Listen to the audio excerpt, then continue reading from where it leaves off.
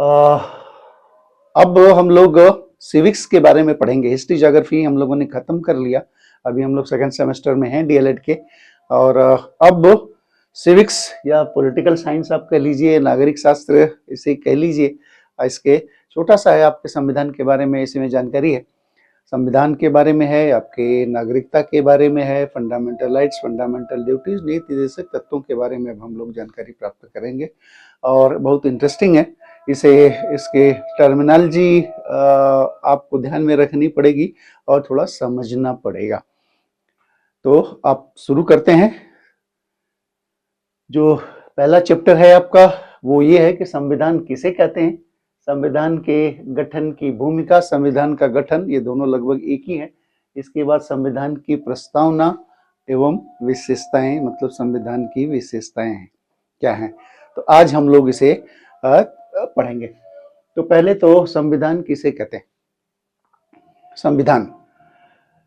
संविधान जनरली दो शब्दों से मिलकर बना है, सम और विधान। सम का मतलब समान, विधान का मतलब नियम या कानून। तो इसका आशय ये होता है कि सबके लिए समान कानून। सम मतलब समान, विधान का मतलब कानून या नियम, सबके लिए समान कानून, ये है संविधान का शाब्दिक अर्थ जिससे संविधान बना है। अब सरल शब्दों में कहें कि संविधान क्या है, तो संविधान उन नियमों और सिद्धांतों का संग्रह है जिसके द्वारा किसी देश या किसी संस्था का शासन चलाया जाता है। संस्था में भी संविधान होता है, देश का भी संविधान होता है। तो नियम कानूनों का संग्रह है जिससे उस देश का शासन चलाया जाता है। और कोई भी संविधान किसी भी देश का सर्वोच्च कानून होता है, कोई दूसरा कानून इससे बढ़कर नहीं होता। तो ये संविधान की परिभाषा है। संविधान शब्द कहाँ से आया, संविधान से, सबके लिए समान नियम या कानून। और सरल शब्दों में कहें तो संविधान उन नियमों और कानूनों का संग्रह है जिसके द्वारा किसी भी देश का शासन चलाया जाता है और उस देश का ही सर्वोच्च कानून होता है। अब इसके चार पहलू होते हैं, तीन चार पहलू मुख्य हैं। अब देखिए क्या है। संविधान निर्धारित करता है कि उसके सरकार का गठन कैसे होगा और उसके सरकार के अंगों की शक्तियां क्या होंगी और उनकी सीमाएं क्या होंगी। ठीक है। तो निर्धारित करता है कि सरकार का गठन कैसे होगा और उसके विभिन्न अंगों का मतलब कार्यपालिका, विधायिका और न्यायपालिका, ये तीन अंग होते हैं किसी भी सरकार के। विधायिका क्या होती है, लेजिस्लेचर, जो कानून बनाती है। लेजिस्लेचर केंद्र में देखें तो पार्लियामेंट है, राज्य में देखें तो विधानसभा, विधान परिषद है, तो ये कानून बनाते हैं। तो ये विधायिका हो गए। कार्यपालिका एग्जीक्यूटिव, जो उसे लागू करते हैं, सरकार लागू करती। जो गवर्नमेंट है, मिनिस्टर हैं, अधिकारी वर्ग है, ये एग्जीक्यूटिव है जो नियमों को लागू करते हैं, वो कार्यपालिका हुई। और न्यायपालिका मतलब जुडिशरी, जो न्याय देती। तो तीन अंग है, कार्यपालिका, विधायिका और न्यायपालिका। इनके अधिकार क्या होंगे, इनकी शक्तियां क्या होंगी और इनकी लिमिटेशंस क्या होंगी, इनकी सीमाएं क्या होंगी। तो ये संविधान आपको ये बताता है, निर्धारित करता है। दूसरा, संविधान में नागरिकों को कुछ अधिकार दिए गए हैं जिसे मौलिक अधिकार कहते हैं, और उनके साथ ही साथ उनके कुछ कर्तव्य भी उद्धृत किए गए, लिखे गए हैं। तो मौलिक अधिकार और मौलिक कर्तव्यों को ये इंडिकेट करता है। तीसरा क्या है, सरकार द्वारा बनाया गया कोई भी कानून, सरकार कानून बनाती है, जो विधायिका आपने देखा ऊपर लेजिस्लेचर से, ये इससे ऊपर नहीं हो सकता, क्योंकि हम लोगों ने ऊपर देखा कि संविधान देश का सर्वोच्च कानून है। जो भी कानून बनाया गया इससे सर्वोपरि नहीं हो सकता। अगर इससे उसका झगड़ा होता है तो उस कानून को सरकार को वापस लेना पड़ेगा। तो सरकार का बनाया गया कोई भी कानून संविधान के विरुद्ध नहीं हो सकता। और चौथी चीजें हैं हमारा संविधान के बारे में, खास करके कि ये दुनिया का सबसे बड़ा, सबसे लंबा लिखित संविधान है और इसे 26 नवंबर 1949 को अडॉप्ट या अंगीकार किया गया था। तो ये है। और इसे ये है कि संविधान कल सब ये 26 नवंबर 1949 को इसे अडॉप्ट किया गया था या अंगीकार किया गया था। 26 जनवरी 1950 को इसे लागू किया गया था। तो ये 2 तारीखें हैं। तो 4 चीजें हो गई इसमें। हम लोगों ने देखा कि ये निर्धारित करता है सरकार का गठन कैसे होगा, उसके अंगों का क्या पावर्स होंगे, उनके लिमिटेशंस क्या होंगी। दूसरा है कि कोई भी कानून ये मौलिक और अधिकार और मौलिक कर्तव्यों के बारे में बताता है। तीसरा बताता है ये कि सरकार द्वारा कोई भी बनाया गया कानून इसके विरोध में नहीं हो सकता। और तीसरा चीजें हमारे संविधान के बारे में है, भारतीय संविधान के बारे में, कि ये 26 नवंबर 1949 को अडॉप्ट किया गया था, अंगीकार किया गया था, और 26 जनवरी 1950 को लागू किया गया था। और ये सबसे बड़ा और लिखित संविधान है। अब इनमें गठन की भूमिका देखें कि संविधान के गठन की भूमिका मतलब संविधान बना कैसे। थोड़ा सा इसकी पृष्ठभूमि हम लोग देखेंगे। पृष्ठभूमि मांग सबसे पहले 1934 में एम.एन. राय एक कम्युनिस्ट लीडर थे, मानवेंद्र नाथ राय। सबसे पहले इन्होंने इसकी मांग की थी कि हमारी अपनी संविधान सभा होनी चाहिए ताकि हम अपने लिए कानून बना सकें। और इसी मांग को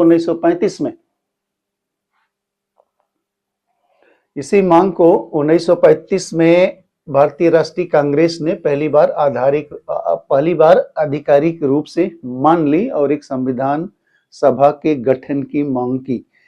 तो पहली मांग करने वाले मानवेंद्र नाथ राय थे 1934 में, और 35 में कांग्रेस ने भी यही मांग दोहराई। लास्ट में 1 अगस्त प्रस्ताव आया था। इसमें ब्रिटिश सरकार ने पहली बार सैद्धांतिक रूप से स्वीकार किया कि भारतीयों को अपना कानून बनाना चाहिए। तो ये अगस्त प्रस्ताव है। सबसे पहली बार इन्होंने एक्सेप्ट किया ब्रिटिश सरकार ने कि हाँ, एक संविधान सभा होनी चाहिए भारतीयों को अपना कानून बनाने का। अब संविधान सभा का गठन 40 में अगस्त प्रस्ताव से मान लिया। अब आया 46 में कैबिनेट मिशन।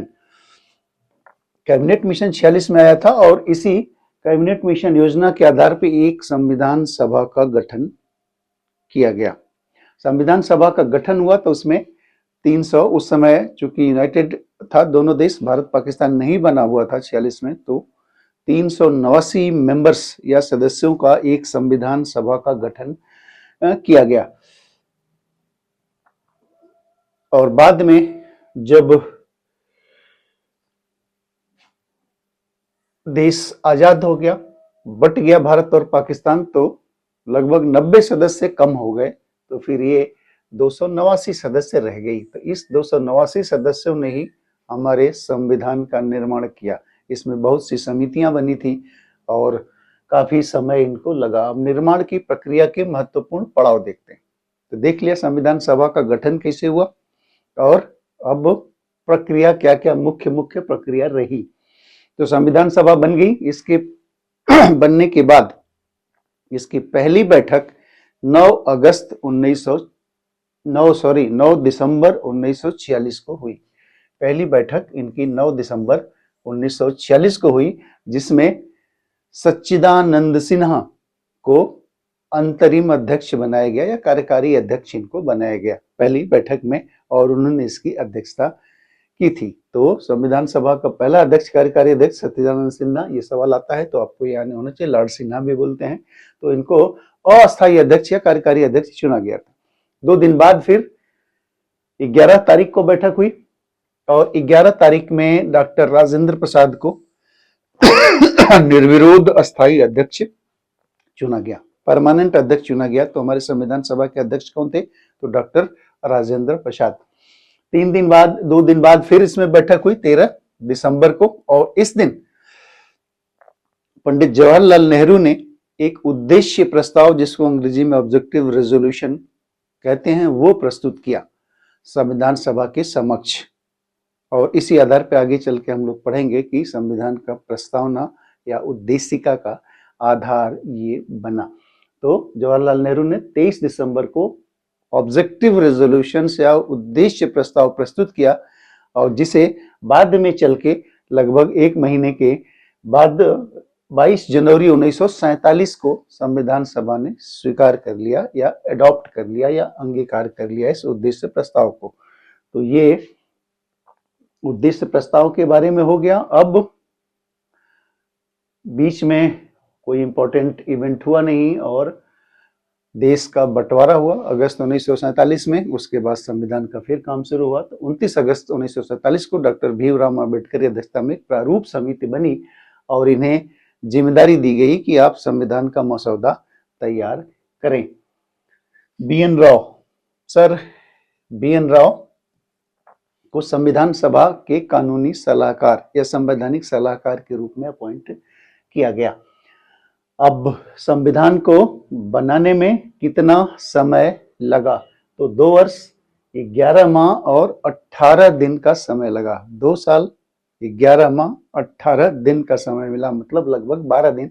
औसतन मुख्यतः 12 दिन कम 3 सालों में इतना समय इसको लगा। और ये कोई ज्यादा समय नहीं था क्योंकि बहुत ज्यादा बैठकें हुई है। इन्होंने लगभग 60 देशों के संविधान का अध्ययन किया, उसके बाद से वहां से अच्छी अच्छी चीजें ली, उसके बाद ये मसौदा तैयार किया। हमारा संविधान तो लगभग 3 सालों से कुछ कम समय में प्रस्तुत हो गया। पाकिस्तान का जो संविधान अभी चल रहा है 1973 में वो लागू हुआ है उनका। तो कितना समय में लगा? तो ये 2 साल 11 माह और 18 दिन का समय लगा और इसमें 11 बैठकें, 11 सत्र हुआ इसका और 165 दिन बैठकें की गई संविधान में, तब जाके संविधान असली सामने आया। तो ये कुछ मूल चीजें हो गई इसके बारे में। अब अंगीकार एवं लागू होना बन गया तो इसे 26 नवंबर 1949 को इसे अडॉप्ट किया गया, मतलब अंगीकार किया गया। और उसके 2 महीने बाद 26 जनवरी 1950 को इसे पूरे देश में लागू किया गया और भारत उसमें गणराज्य बना। और चूंकि इसमें निर्माण में डॉक्टर अंबेडकर की महत्वपूर्ण भूमिका थी, इसलिए इन्हें संविधान का जनक भी कहा जाता है। तो ये फादर ऑफ इंडियन कॉन्स्टिट्यूशन, ये भी आप याद रखिए, ये सारी चीजें पूछती हैं। अब कुछ खास खास बातें इसके बारे में हम लोग देखते हैं जो जनरली कभी कभी ये पूछता है। पहली बात तो ये है कि ये संविधान दुनिया का सबसे लंबा और लिखित संविधान है। संविधान 2 तरह से होते हैं, लिखित भी और अलिखित भी।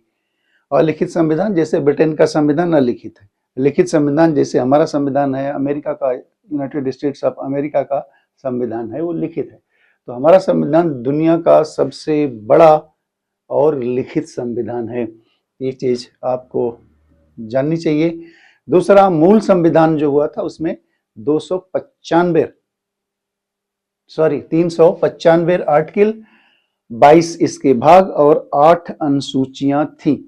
आज की तिथि में देखें तो ये काफी बढ़ गया, 450 के आसपास आपका अनुच्छेद हो गए हैं। 22 की जगह 25 भाग हो गए हैं और 8 की जगह 12 अनुसूचियां आज की तिथि में हैं। लेकिन मूल में 395 अनुच्छेद, 22 भाग और 8 अनुसूचियां इसमें थी।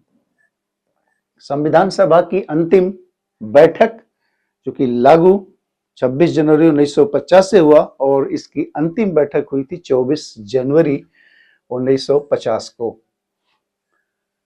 और उस दिन संविधान पे 299 मेंबर थे, लेकिन उपस्थित उस दिन 284 लोग थे। उन्होंने संविधान के मूल प्रतियों पे हस्ताक्षर किया। उस समय 3 प्रतियां उसकी बनाई गई थी। हैंड रिटन 2 प्रति थी, एक हिंदी में, एक इंग्लिश में, और इंग्लिश प्रति का एक वहां पे कॉपी भी थी, फोटो कॉपी भी रखी गई थी। तो इन तीनों पे हस्ताक्षर हुए थे, एक हिंदी का मूल, एक अंग्रेजी का मूल और एक अंग्रेजी की फोटो कॉपी। तीनों पे इन 284 सदस्यों ने इसमें दस्तखत किए थे। आज भी ये संविधान पूरा हीलियम के कीस में रिजर्व्ड है और पार्लियामेंट की एक लाइब्रेरी है, वहां रखा हुआ है। कहाँ रखा हुआ? पार्लियामेंट की लाइब्रेरी में। और जो दस्तखत करने वाले थे 284 लोगों में, पहली दस्तखत संविधान पे पहली दस्तखत डॉक्टर राजेंद्र प्रसाद की है, अध्यक्ष के नाते, क्योंकि संविधान सभा के अध्यक्ष थे। दूसरा दस्तखत पंडित जवाहरलाल नेहरू की है। और अंतिम दस्तखत कभी कभी पूछता है वो है फिरोज गांधी की, क्योंकि वो भी संविधान सभा के सदस्य थे। पहली दस्तखत डॉक्टर राजेंद्र प्रसाद की है, लास्ट दस्तखत जो है इनकी है। बाकी संविधान की जो अंग्रेजी की प्रति है उसे प्रेम बिहारी नारायण रायजादा ने इटैलिक्स में लिखा है और इसे सजाने का काम नंदलाल बोस और उनकी टीम ने किया है। नंदलाल बोस एक चित्रकार थे शांति निकेतन के, ये और उनके साथियों ने मिलके उसे, जो 22 पार्ट हैं संविधान के, हर पार्ट के पहले उन्होंने चित्र वगैरह उन्हें सजाने का काम किया है। तो अंग्रेजी प्रति जो है उसको प्रेम बिहारी नारायण रायजादा ने लिखी है और उसे सजाने का काम किया है नंदलाल बोस ने। ये जनरली संविधान के बारे में कुछ मूल बातें हैं। ये सब चीजें थोड़ा सा ध्यान रखिए, इसमें से कई चीजें आपको पूछती हैं और इससे ज्यादा कुछ है नहीं। अब हम लोग इसके बारे में आगे इसकी प्रेम्बल या विशेषताओं के बारे में देखेंगे।